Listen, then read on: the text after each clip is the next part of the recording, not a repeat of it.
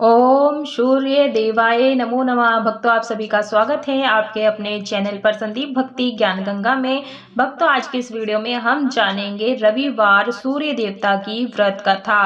भक्तों देखिए, मैंने यहाँ पर पूजा संपूर्ण कर ली है। पूजा विधि अलग से है, इसका वीडियो मैं लिंक में डिस्क्रिप्शन में दे दूंगी, आप जरूर पूजा विधि देख लीजिएगा।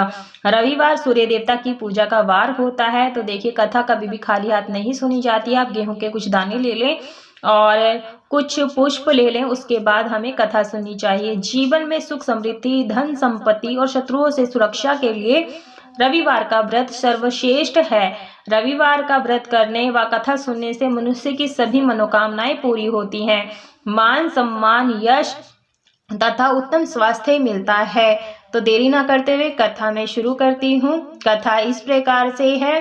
प्राचीन काल में एक बुढ़िया रहती थी। वह नियमित रूप से रविवार का व्रत करती थी। रविवार के दिन सूर्य उदय से पहले उठकर बुढ़िया स्नान आदि से निवृत्त होकर आंगन को गोबर से लीप कर स्वच्छ करती। उसके बाद सूर्य भगवान की पूजा करते हुए रविवार व्रत कथा सुनकर सूर्य भगवान को भोग लगाकर दिन में एक समय भोजन करती। सूर्य भगवान की अनुकंपा से बुढ़िया को किसी प्रकार की चिंता एवं कष्ट नहीं था। धीरे धीरे उसका धन धान्य से भरा रहता था। उस बुढ़िया को सुखी होते देख उसकी पड़ोसन उससे जलने लगी। बुढ़िया ने कोई गाय नहीं पाल रखी थी, अतः वह अपनी पड़ोसन के आंगन में बंधी गाय का गोबर लाती थी। पड़ोसन ने कुछ सोचकर अपनी गाय को घर के भीतर बांध दिया। रविवार को गोबर ना मिलने से बुढ़िया अपना आंगन नहीं लीप सकी। आंगन ना लीप पाने के कारण उस बुढ़िया ने सूर्य भगवान को भोग नहीं लगाया और उस दिन स्वयं भी भोजन नहीं किया। सूर्य अस्त होने पर बुढ़िया भूखी प्यासी सो गई। प्रातः काल सूर्य उदय से पूर्व उस बुढ़िया की आंख खुली तो वह अपने घर के आंगन में सुंदर गाय और बछड़े को देखकर हैरान हो गई। गाय को आंगन में बांधकर उसने जल्दी से उसे चारा लाकर खिलाया। पड़ोसन ने उस बुढ़िया के आंगन में बंधी सुंदर गाय और बछड़े को देखा तो वह उससे और अधिक जलने लगी। तभी गाय ने सोने का गोबर किया। गोबर को देखते ही पड़ोसन की आंखें फट गई। पड़ोसन ने उस बुढ़िया को आसपास ना पाकर तुरंत उस गोबर को उठाया और अपने घर ले गई तथा अपनी गाय का गोबर वहां रख आई। सोने के गोबर से पड़ोसन कुछ ही दिनों में धनवान हो गई। गाय प्रतिदिन सूर्य उदय से पूर्व सोने का गोबर किया करती थी और बुढ़िया के उठने के पहले पड़ोसन उस गोबर को उठाकर ले जाती थी। बहुत दिनों तक बुढ़िया को सोने के गोबर के बारे में कुछ पता ही नहीं चला। बुढ़िया पहले की तरह हर रविवार को भगवान सूर्य देव का व्रत करती रही और कथा सुनती रही। लेकिन सूर्य भगवान को जब पड़ोसन की चालाकी का पता चला तो उन्होंने तेज आंधी चलाई। आंधी का प्रकोप देखकर बुढ़िया ने गाय को घर के भीतर बांध दिया। सुबह उठकर बुढ़िया ने सोने का गोबर देखा, उसे बहुत आश्चर्य हुआ। उस दिन के बाद बुढ़िया गाय को घर के भीतर बांधने लगी। सोने के गोबर से बुढ़िया कुछ ही दिनों में बहुत धनी हो गई। उस बुढ़िया के धनी होने से पड़ोसन बुरी तरह जल भुनकर राख हो गई और उसने अपने पति को समझा बुझाकर उसे नगर के राजा के पास भेज दिया। सुंदर गाय को देखकर राजा बहुत खुश हुआ। सुबह जब राजा ने सोने का गोबर देखा तो उसे के आश्चर्य का ठिकाना न रहा।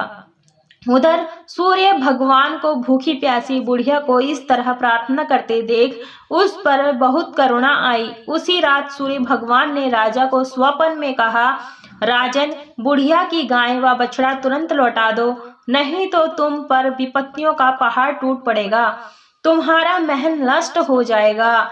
सूर्य भगवान के स्वप्न से बुरी तरह भयभीत राजा ने प्रातः उठते ही गाय और बछड़ा बुढ़िया को लौटा दिया। राजा ने बहुत सा धन देकर बुढ़िया से अपनी गलती के लिए क्षमा मांगी। राजा ने पड़ोसन और उसके पति को उनकी इस दुष्टता के लिए दंड दिया। फिर राजा ने पूरे राज्य में घोषणा कराई कि सभी स्त्री पुरुष रविवार का व्रत किया करें। रविवार का व्रत करने से सभी लोगों के घर धन धान्य से भर गए। राज्य तय में चारों ओर खुशहाली छा गई। स्त्री पुरुष सुखी जीवन यापन करने लगे तथा सभी लोगों के शारीरिक कष्ट भी दूर हो गए। भक्तों, बोलिए सूर्य भगवान की जय।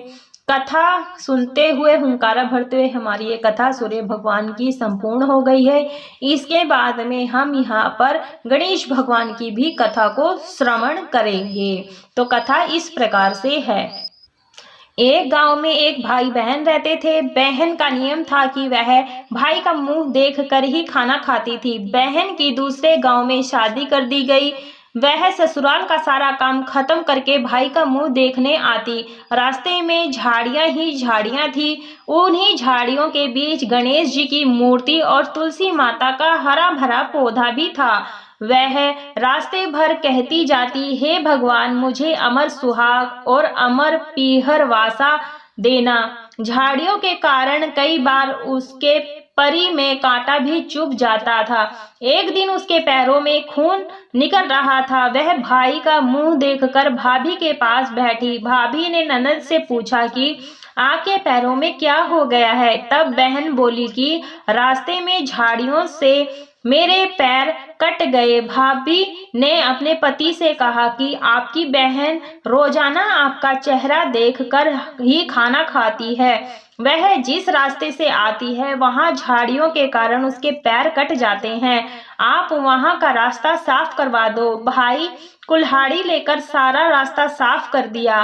रास्ते में से विनायक जी तुलसी माता को भी हटा दिया। इससे भगवान नाराज हो गए और उसे हमेशा के लिए नींद में सोता छोड़ दिया। पत्नी जोर जोर से रोने लगी। बहन रोज की तरह भाई का मुंह देखने के लिए निकली तो उसने देखा रास्ता साफ है। उसने देखा कि विनायक जी की मूर्ति भी यथास्थान नहीं है और तुलसी माता का पौधा भी उखाड़ दिया गया है। उसने विनायक जी की मूर्ति को स्थापित किया और तुलसी माता का पौधा लगाया। वह भगवान के पैर पकड़कर बोली, हे भगवान, अमर सुहाग देना, अमर पीहर वासा देना। इतना कहकर वह आगे चलने लगी। इतने में ही आकाशवाणी हुई। भगवान ने कहा कि बेटी, खेजड़ी के पेड़ की 7 पत्तियां ले जाकर उन्हें कच्चे दूध में घोलकर तेरे भाई के छींटे मारने से उठ जाएगा। यह बात सुनकर वह दौड़ती हुई अपने भाई के घर गई। उसने देखा कि भाभी रो रही थी। वह दूध से भरा बर्तन लाई और उसमें खेजड़ी की पत्तियां घोली।